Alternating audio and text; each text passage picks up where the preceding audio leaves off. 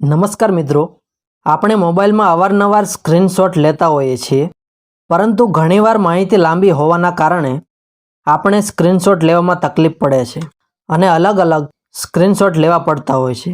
તો આજે આપણે એક જ સ્ક્રીનશોટ ફોટોમાં તમે ગમે તેટલી લાંબી માહિતીને સાચવી શકો છો. તો ચાલો જોઈએ કઈ રીતે સ્ક્રીનશોટ પાડવો જોઈએ. જેમ કે અહીં આપેલી માહિતીનો હું સ્ક્રીનશોટ લઉં છું.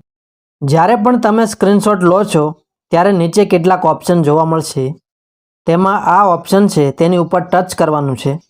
જેવું તમે ટચ કરશો એટલે સ્ક્રીન આપોઆપ ઉપર જશે અને જ્યાં સુધી તમારે સ્ક્રીનશોટ લેવો હોય ત્યાં સુધી રાખવાનું. ત્યારબાદ તમે આની ઉપર ક્લિક કરશો એટલે સ્ક્રીનશોટ પડી જશે. જે આપણે સ્ક્રીનશોટ લીધો છે તે મોબાઈલ ગેલેરીમાં સેવ થશે. તેને ઓપન કરી તેને ઝૂમ કરી તમે તેને વાંચી શકો છો.